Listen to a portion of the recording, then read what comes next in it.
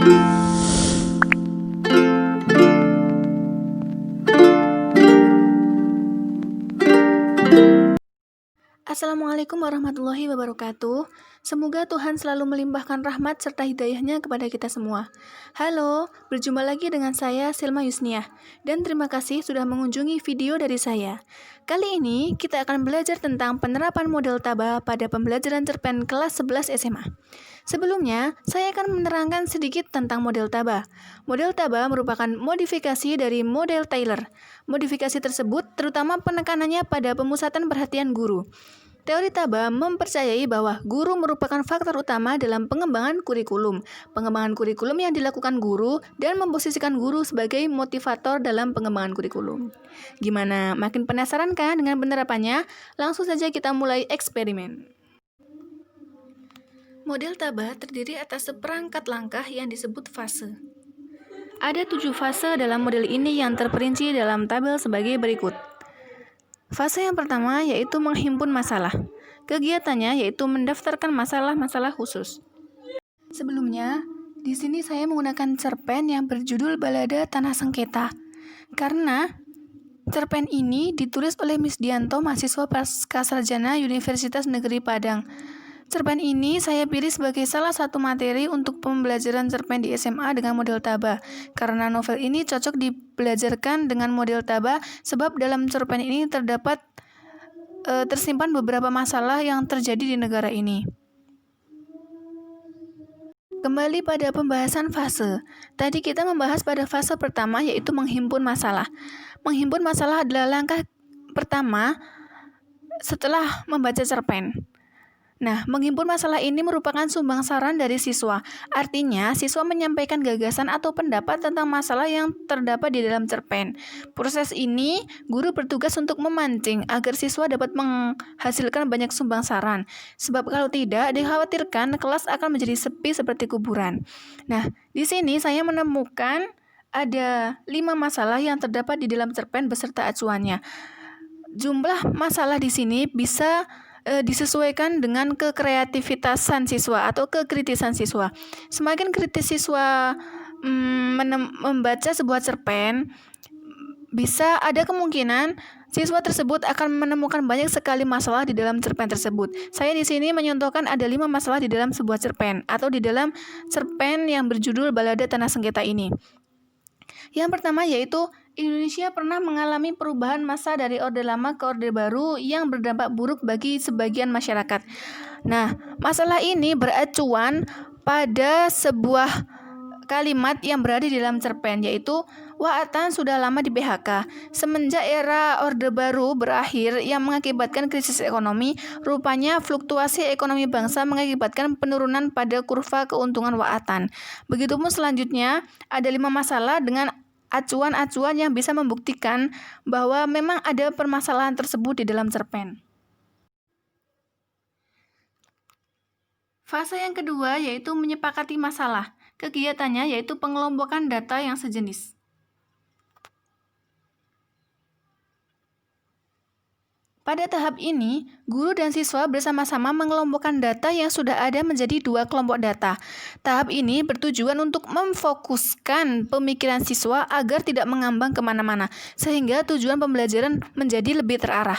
Selain itu, juga bisa mempermudah siswa untuk memahami sebuah cerpen atau memahami cerpen ini. Nah, tahap ini dilakukan dengan menyatukan data-data yang sejenis. Jadi di sini saya membagi menjadi 2 kelompok, yaitu kelompok yang pertama diberi judul Calon Pejabat Negara yang Serakah. Kemudian kelompok yang kedua dengan judul Rakyat Indonesia yang Sengsara dan Kurang Pintar. Nah, pengelompokannya di sini saya memberi nama kepada pengelompokan ini berdasarkan kategori permasalahan yang terjadi di dalam cerpen ini. Kemudian setelah membagi kelompok, kategori-kategori yang dirasa masuk di dalam kelompok tersebut langsung dimasukkan. Jadi untuk kelompok 1, calon pejabat negara yang serakah, kategori kelompoknya ada 2, yaitu ketamakan dan kerasukan manusia, terhadap jabatan membuat hati nurani mereka kehilangan sehingga menghalalkan segala cara untuk mendapatkannya. Kemudian yang kedua, hukum di Indonesia tidak mampu menangani kasus-kasus orang besar atau petinggi negara. Artinya banyak sogok-menyogok dan manipulasi dan sebagainya. Begitupun untuk selanjutnya. Fase yang ketiga yaitu pengategorian masalah. Kegiatannya yaitu menamai kategori masalah. Menamai kategori adalah memberi nama masalah pada kelompok data yang sudah dikelompokkan menjadi 2 di atas. Nah, ini dimasukkan untuk mempermudah proses pembagian semata. Adapun tujuan yaitu merumuskan tema cerpen yang akan diajarkan. Di sini, tugas guru adalah menggiring siswa untuk merumuskan tema yang terdapat di dalam cerpen. Maka, dengan sendirinya, siswa akan berusaha merumuskan tema tersebut. Kemudian, guru menyuruh siswa untuk menyebutkan rumusan-rumusan tersebut. Nah, rumusan-rumusan tersebut adalah data-data yang menjadi inti permasalahan di dalam cerpen. Misalkan, di dalam cerpen Balada Tanah Sengketa ini, saya menemukan 5. Yang pertama yaitu sikap calon pejabat negara. Yang kedua, keadaan perkembangan Indonesia yang krisis dan miskin. Yang ketiga, nasib rakyat Indonesia. Yang keempat, perilaku orang terhadap rakyat kecil. Yang kelima, hukum yang tidak adil. Nah, di sini sesuai dengan kekritisan siswa, tema-tema ini akan bisa lebih berkembang. Mungkin akan ditemukan 7-8 tema lagi sesuai dengan kekritisan siswa di dalam membaca sebuah cerpen. Selanjutnya, fase keempat yaitu menghayati masalah. Kegiatannya di sini adalah menganalisis masalah.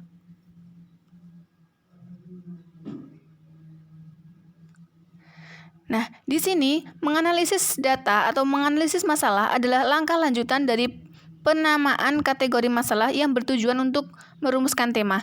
Artinya, sebelumnya siswa sudah dapat merumuskan tema yang terdapat di dalam cerpen. Kemudian pada tahap ini, rumusan-rumusan yang sudah dihasilkan akan didiskusikan.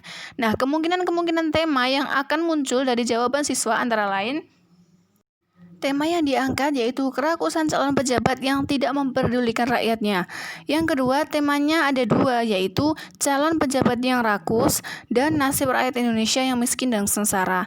Yang ketiga, yaitu calon pejabat negara tidak mau memperhatikan nasib bangsa, hanya mementingkan diri sendiri sehingga Indonesia miskin dan menimbulkan kesengsaraan pada rakyatnya. Fase yang selanjutnya yaitu menemukan data umum dari masalah khusus. Kegiatannya yaitu menggeneralisasikan data. Tahap ini merupakan tahapan untuk menggiring siswa lebih kritis lagi dalam berpikir. Caranya yakni guru memberikan pertanyaan kepada siswa yang diawali dengan kata tanya mengapa. Nah, ini dimaksudkan agar jawaban-jawaban siswa itu detail. Jawaban yang detail melatih siswa lebih kreatif dan tentunya bersikap kritis. Nah, di sini data yang sudah dihimpun, penghimpunan data dengan data-data penunjang ada 2, yaitu mengapa penulis memilih tema keserakahan pejabat dan kesengsaraan rakyat. Kemudian yang kedua, mengapa penulis peduli sekali dengan keadaan yang terjadi di bangsa. Fase yang ketujuh atau fase yang terakhir yaitu menyusun generalisasi. Yang kegiatannya menerapkan generalisasi pada fase-fase sebelumnya. Nah, tahap ini adalah tahap penyimpulan data yang sudah dikumpulkan sehingga dianalisis, sehingga menghasilkan satu putusan yaitu tema yang ditemukan secara garis besar. Nah, tema yang diangkat dalam cerpen tersebut yaitu, di sini saya menemukan ada 2 tema. Tema yang pertama yaitu pejabat negara yang serakah. Landasan tumpunya berada pada 2 buah percakapan yang ada di dalam cerpen. Kemudian tema yang kedua yaitu nasib rakyat yang sengsara. Landasan tumbuhnya berada pada 3 kalimat yang berada di dalam cerpen. Demikian deskripsi model pembelajaran Taba untuk pembelajaran cerpen di SMA berikut dengan penerapan sudah saya paparkan di atas. Saya berharap paparan-paparan di atas bisa dipraktekkan langsung di kelas sehingga tidak sekedar wacana di atas kertas. Saya mohon maaf bila ada kekurangan penjelasan atau kurang pemahaman di dalam pembelajaran ini. Wassalamualaikum warahmatullahi wabarakatuh.